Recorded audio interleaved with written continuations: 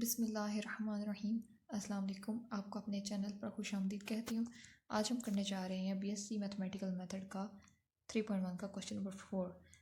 इस क्वेश्चन में जो टर्म यूज़ हो रही है डायरेक्शन कोसाइंस, ये बेसिकली कैलकुलस का कॉन्सेप्ट है। और जो स्टूडेंट्स इस कॉन्सेप्ट को समझना चाहते हैं वो इस वीडियो को लास्ट तक देखें, और जो सिर्फ इस क्वेश्चन को समझना चाहते हैं वो उतना ही देखें जहाँ तक इसका सोल्यूशन है, उससे आगे बेशक ना देखें। इस क्वेश्चन में हमें गिवन है कि दो लाइंस हैं जिनके डायरेक्शन कोसाइंस है λ1 λ2 λ3 एंड μ1 μ2 μ3। इसको फिगर की मदद से समझने की कोशिश करते हैं। ओ ए ड्रा कर लेंगे और ओ बी ड्रा कर लेंगे। ओ ए और ओ बी के दरमियान एक एंगल थीटा बन रहा है। लेट कर लेते हैं कि इनके दरमियान जो एंगल है वो थीटा है। तो कास थीटा इक्वल आ जाएगा λ1 μ1 प्लस λ2 μ2 प्लस λ3 μ3 के। अब ये कैसे इसके इक्वल आया? ये इस तरह इसके इक्वल आया क्योंकि हमने वेक्टर्स में फार्मूला पढ़ा हुआ है cos theta equal to u dot v over magnitude u magnitude v के। तो वो वेक्टर्स थे और ये क्या है? ये है डायरेक्टेड लाइन सेगमेंट। ये याद रखना है कि ये डायरेक्टेड लाइन सेगमेंट्स हैं और ये हमेशा ओरिजिन से ही स्टार्ट होते हैं। डायरेक्टेड लाइन सेगमेंट्स और वेक्टर्स ऑलमोस्ट सिमिलर ही होते हैं, तो हम ये फार्मूला लगा सकते हैं फिर cos theta is equals to u dot v over magnitude u magnitude v. इस ओ ए वेक्टर को हम ऐसे लिख सकते हैं ना, λ1 आई प्लस λ2 जे प्लस λ3 के। इसी तरह μ1 आई प्लस μ2 जे प्लस μ3 के, तो ऐसे लिख लेंगे यहाँ।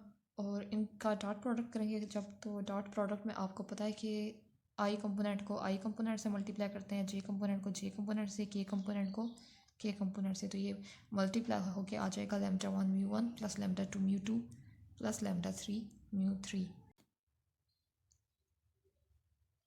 तो u डॉट वी आ जाएगा O A dot O B के इक्वल। अब हमने निकालना है मैग्नीट्यूड u और magnitude v। Magnitude u magnitude O A के इक्वल है।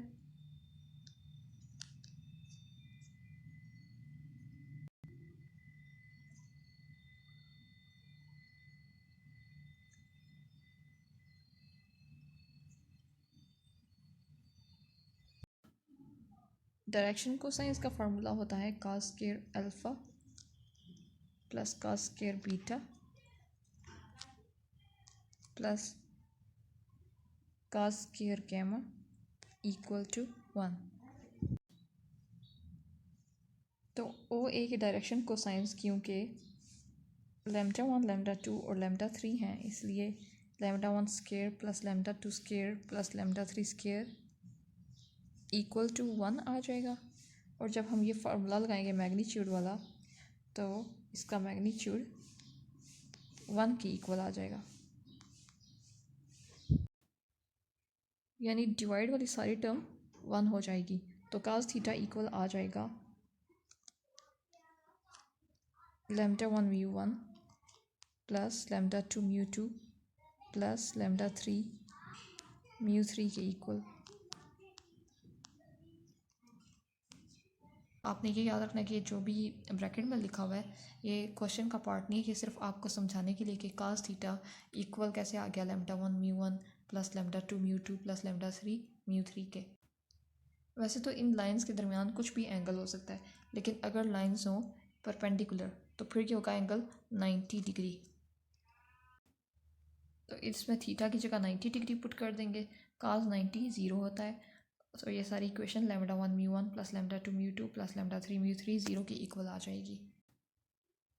तो अब मल्टीप्लाई कर लेते हैं इन दोनों मैट्रिसेस को। पहले फर्स्ट रो को फर्स्ट कॉलम से मल्टीप्लाई करेंगे। मल्टीप्लाई करके आ जाएगा λ1 स्क्वायर μ1 स्क्वायर प्लस λ1 λ2 μ1 μ2 प्लस λ1 λ3 μ1 μ3। इसी तरह फर्स्ट रो को सेकंड कॉलम से मल्टीप्लाई करेंगे तो आ जाएगा λ1 स्क्वायर μ1 μ2 प्लस λ1 λ2 μ2 स्क्वायर प्लस λ1 λ3 μ2 μ3। फिर फर्स्ट रो को थर्ड कॉलम से मल्टीप्लाई करेंगे तो आ जाएगा λ1 स्क्वायर μ1 μ3 प्लस λ1 λ2 μ2 μ3 λ1 λ3 μ3 स्क्वायर। और इसको यहाँ लिख लेंगे। इसी तरह सेकंड रो और थर्ड रो को भी मल्टीप्लाई कर लेंगे फर्स्ट सेकंड और थर्ड कॉलम से, और आंसर ये लिख लेना है। नेक्स्ट स्टेप होगा इनको सिंप्लीफाई करना। यहाँ से कॉमन आ रहा है लैम्डा 1 म्यू 1, अंदर बचेगा एक lambda 1 mu 1 plus lambda 2 mu 2 plus lambda 3 mu 3। इसी तरह सेकंड और थर्ड रो से भी कॉमन निकाल लेंगे। यहाँ से कॉमन आ रहा है लैम्डा 2 म्यू 1 और यहाँ से कॉमन आ रहा है लैम्डा 3 म्यू 1। अंदर बच रहा है lambda 1 mu 1 plus lambda 2 mu 2 plus lambda 3 mu 3, same ऊपर वाला, और यहाँ से भी सेम वही कॉमन बच रहा है। इसी तरह सेकंड कॉलम से कॉमन निकाल लेंगे, और यहाँ से कॉमन आ रहा है लैम्डा 1 म्यू 2, यहाँ से कॉमन आ रहा है लैम्डा 2 म्यू 2, यहाँ से कॉमन आ रहा है लैम्डा 3 म्यू 2। इन सब में वही बचेगा lambda 1 mu 1 plus lambda 2 mu 2 plus lambda 3 mu 3। यहाँ पे भी सेम प्रोसीजर करना है थर्ड कॉलम के लिए। यहाँ से भी कॉमन लेना है लैम्डा 1 म्यू 3, यहाँ से कॉमन आएगा लैम्डा 2 म्यू 3, और यहाँ से कॉमन आएगा लैम्डा 3 म्यू 3, और क्या बचेगा lambda 1 mu 1 plus lambda 2 mu 2 plus lambda 3 mu 3, same second का रो में और सेम थर्ड रो में। तो ये जो फैक्टर सब में सेम आ रहा था इसको बाहर कॉमन निकाल लेंगे और ये अंदर बचेगा।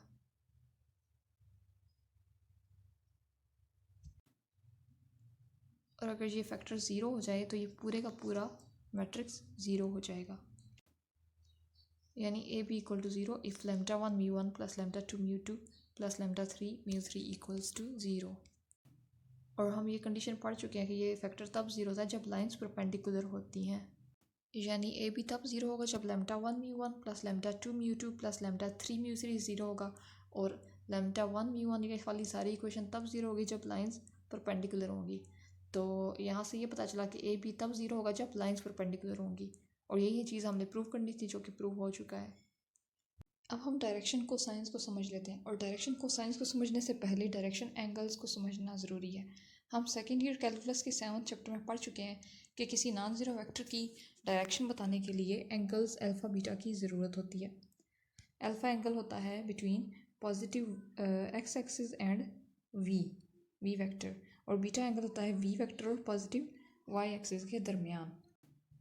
ये बात हो रही है एक्स वाई कोऑर्डिनेट सिस्टम की, यानी 2D या 2 डायमेंशनल ज्योमेट्री की, और इसको हम प्लेन भी कहते हैं। बिल्कुल इसी तरह x y z coordinate system में या 3 डायमेंशनल ज्योमेट्री में किसी डायरेक्टेड लाइन सेगमेंट या वेक्टर की डायरेक्शन बताने के लिए alpha beta and gamma angles की ज़रूरत होती है। अल्फ़ा एंगल वी वेक्टर बनाता है एक्स एक्सिस के साथ, बीटा एंगल वी वेक्टर बनाता है वाई एक्सिस के साथ, और गामा बनाता है जेड एक्सिस के साथ।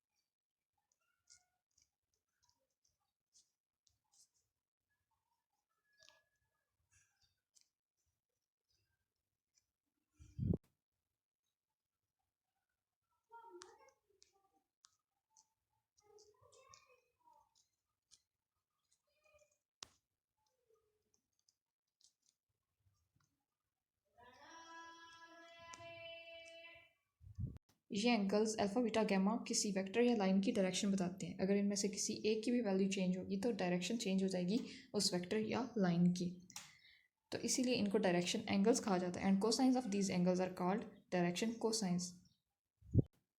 मुझे उम्मीद है कि आपको आज का लेक्चर अच्छे से समझ आया होगा, तो ज़रूर कमेंट करके बताइएगा कि समझ आया या नहीं।